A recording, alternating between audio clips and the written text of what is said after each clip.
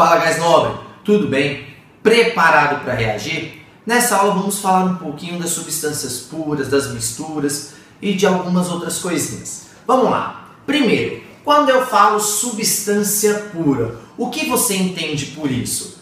A água que eu bebo é uma água pura?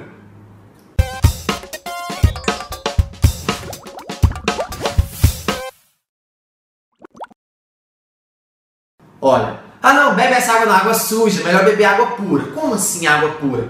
Quando a gente fala quimicamente pura, pessoal, a gente está dizendo o seguinte, que naquele sistema nós só temos um tipo de molécula por toda a extensão, um tipo de partícula por toda a extensão. Então, se eu falar para você água pura, quer dizer que naquele sistema que eu estou analisando só tem molequinhas de água. Água para todo lugar. É água pura. Dito isso, a água que nós tomamos é água pura? Não. A água que nós tomamos é uma mistura. Na água que nós tomamos tem uma série de sais dissolvidos. O que não quer dizer que ela seja potável, tá? Água pura e potável são coisas diferentes. Potável, ela está própria para o consumo humano, tá bom? Ela está obedecendo uma série de especificações que garantem que não vai fazer mal para a gente. Tudo bem? Então, pessoal, substância pura é quando nós temos um único tipo por toda extensão. Dá uma olhada. Olha, substância pura, hidrogênio, o gás hidrogênio. Substância pura, gás oxigênio. Por toda extensão, nós só temos molequinhas de hidrogênio. Por toda extensão, nós só temos molequinhas de oxigênio. Olha nesse outro, substância pura, amônia. Por toda extensão, nós só temos molequinhas de amônia. Substância pura, água. Por toda extensão, nós só temos molequinha de água. Então, esses são exemplos de substâncias puras, tá? Agora, dependendo de como essas substâncias são formadas, nós podemos classificá-las como substâncias simples ou compostas. O que é substância simples? É aquela formada por um único elemento químico. Olha só, o gás hidrogênio não é formado só por hidrogênio? Então, nesse caso, o gás hidrogênio, por ser formado apenas por átomos de hidrogênio, é considerado uma substância simples. Olha o oxigênio, também é considerado uma substância simples. Nós só temos oxigênio ligado a oxigênio. Só tem um tipo de elemento químico. Tá? Substância simples. Agora, nesses casos, olha só, olha a amônia. Já é uma substância composta. Por quê? Porque para formar amônia, nós precisamos de elementos químicos diferentes. Olha, o nitrogênio está ligado ao hidrogênio. Então, nós temos a junção de dois elementos químicos diferentes. Então, nesse caso, nós temos substâncias compostas. Olha a água. A água também é uma substância composta. É formada pelo elemento químico hidrogênio e formada pelo elemento químico oxigênio. Então nós temos substâncias compostas, ok? Agora que nós sabemos o que é uma substância pura, sabemos o que são substâncias simples e substâncias compostas, o que acontece se eu misturar essas substâncias? Eu tenho, o próprio nome é bem sugestivo, eu tenho uma mistura. Mistura é quando nós juntamos duas ou mais substâncias. Agora, se eu pegar a água que nós bebemos, não tem sal dissolvido lá? Então nós temos uma mistura. Dá uma olhada. Agora nós temos, olha só, além da água, além de molequinhas de água, nós temos partículas dos sais misturados. Então deixou de ser uma substância pura. Nós temos uma mistura, ok? As misturas podem ser classificadas em misturas homogêneas e heterogêneas. Misturas homogêneas são aquelas que nós vemos apenas uma fase.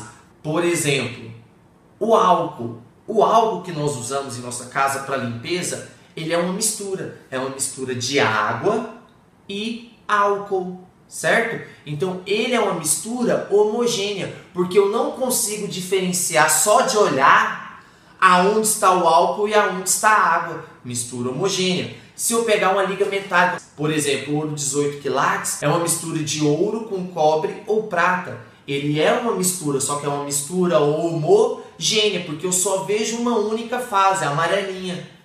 Tá certo? Então, mistura homogênea, eu só vejo uma fase. Se eu pegar um copão de água, misturar um sal e mexer até ele dissolver, eu só vou ver o quê? Uma única fase, mistura homogênea. Tá ok?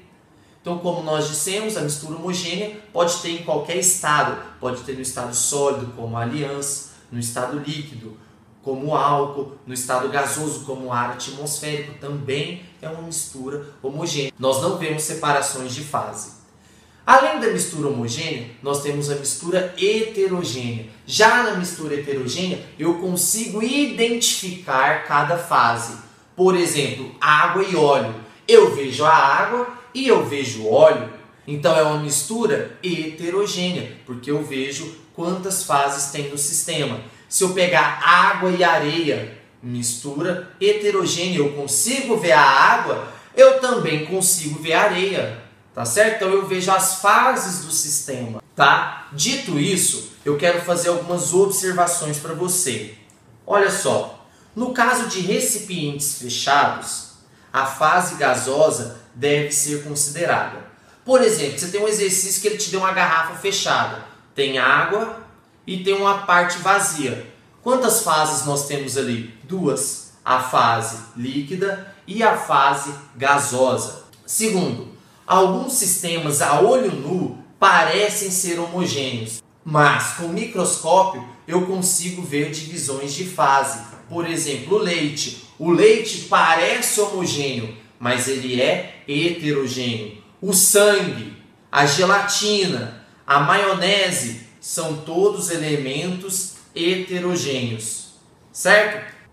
O granito, que é uma rocha muito usada na confecção de pias, também costuma cair bastante no vestibular. E o granito, ele é uma mistura heterogênea, tá ok? Ele possui 3 fases, que é o feldspato, o quartzo e a mica. 3 fases e 3 componentes, tá ok? Então essas são as observações que eu queria fazer para vocês. Outra coisa, quando nós falamos do quartzo, nós falamos de fases e componentes. Presta só atenção, dá uma olhada nesse primeiro sistema.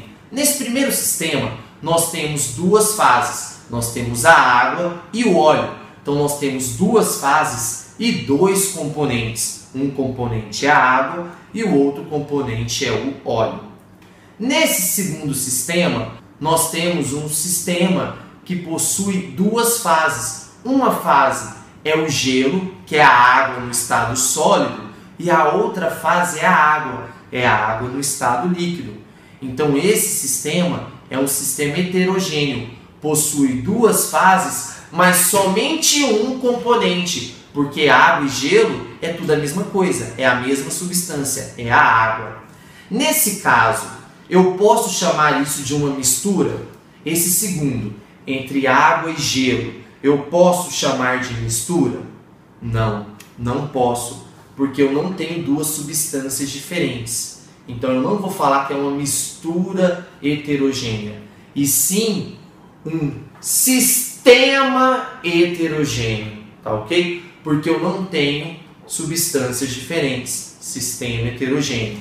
Olha o terceiro eu tenho água e areia. Nesse caso eu tenho 2 fases e 2 componentes, tá ok? Uma fase que é a areia, outra fase que é a água e 2 componentes, que é a água e a areia, tá certo? Tranquilo, galera? Então, muito cuidado para não confundir componentes com fases e nem sistema com mistura, tá ok? Então, vamos lá, vamos resolver um exercício. Olha só, na tela nós temos esses 4 recipientes. No primeiro ele fala pra gente que só tem água salgada, no segundo tem óleo, água e gelo, no terceiro água gaseificada e gelo, e no quarto nós temos óleo, gelo, água salgada e granito. Vamos analisar primeiro sistema. Primeiro sistema, a água salgada. Quantas fases nós temos? Nós temos uma única fase, eu só enxergo uma. E quantos componentes? Eu tenho 2 componentes. Eu tenho a água e o sal, ok? Então, uma fase, 2 componentes. Segundo, eu tenho óleo, água e gelo. eu tenho quantas fases? Eu consigo ver 3, a água, o gelo e o óleo. Então eu tenho 3 fases. Mas quantos componentes eu tenho? Eu tenho somente 2 componentes. Um componente que é o óleo e o outro componente que é a água. Tá? Gelo também é água. Então só tenho 2 componentes, apesar de ter 3 fases. No terceiro, nós temos água gaseificada e gelo. Eu tenho quantas fases? Eu tenho 3 fases. Eu consigo ver o gás, são as bolinhas que estão aí desenhadas. Eu consigo ver o gelo e consigo ver a fase líquida. Então tenho 3 fases. E quantos componentes? Eu tenho 2 componentes. Um componente que é o gás e o outro componente que é a água. Água e gelo é a mesma coisa, então só 2 componentes. E no último, eu tenho um sistema que eu consigo ver quantas fases. Eu consigo ver o óleo, consigo ver o líquido, consigo ver o gelo e consigo ver o granito. Mas lembre-se que o granito tem 3 fases. Então, na verdade, eu tenho 3 fases do granito, tenho uma fase da água, uma fase do gelo e uma fase do óleo. Então, eu tenho 6 fases. E quantos componentes? Eu tenho a água, o óleo, o sal, o quartzo, a mica e o feldspato. São os 3 componentes do granito.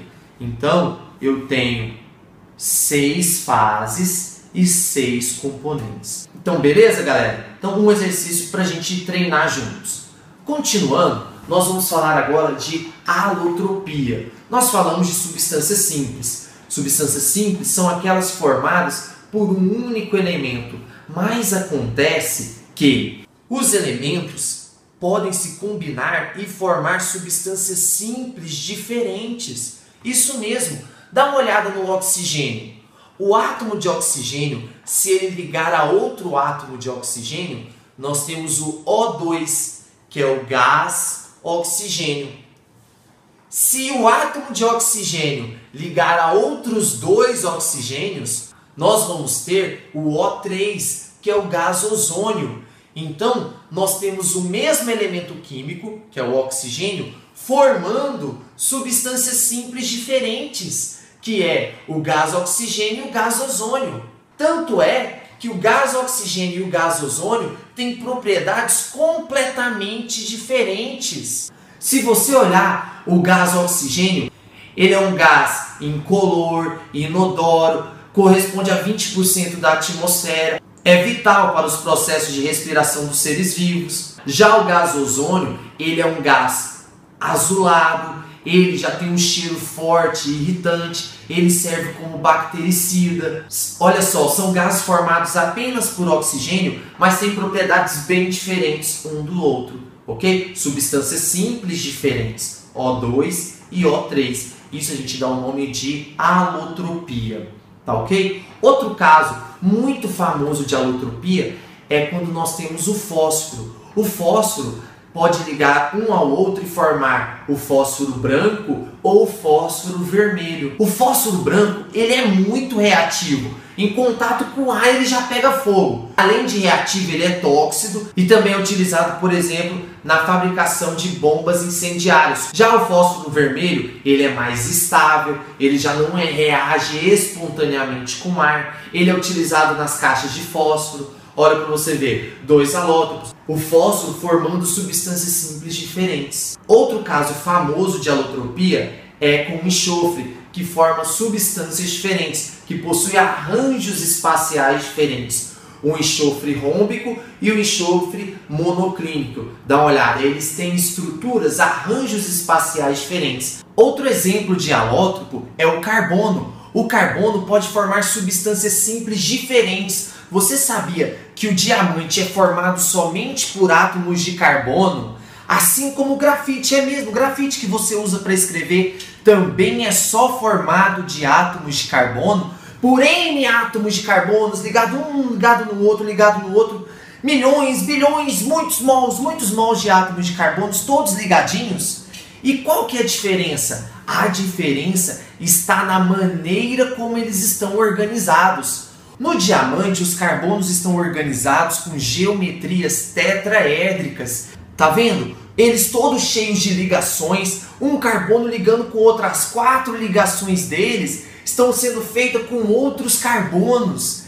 E isso confere a rigidez que o diamante tem. O diamante é um dos materiais que possui maior dureza. Olha para você ver que loucura. Outra coisa, o carbono ligado desse jeito que ele está ligando não deixa nenhum eletrinho livre. Isso mesmo, por isso ele não conduz eletricidade. Porque todos os elétrons estão bem ali ocupados fazendo essas ligações, que são ligações simples. Nós vamos estudar depois que esse tipo de ligação, para o carbono fazer esse tipo de ligação que ele faz no diamante, ele precisa fazer 4 ligações simples e que a hibridização, o jeito que ele organiza internamente para fazer isso, é uma hibridização sp3. Tá certo? Tem gente que pode saber o que eu estou falando, mas se você não sabe, a gente vai aprender. Relaxa, fica calmo, tá ok? Então o importante é nós sabermos essas características dele, tá certo? O outro que nós falamos é o grafite. E o grafite possui essa estrutura, tá vendo? São várias camadas de anéis.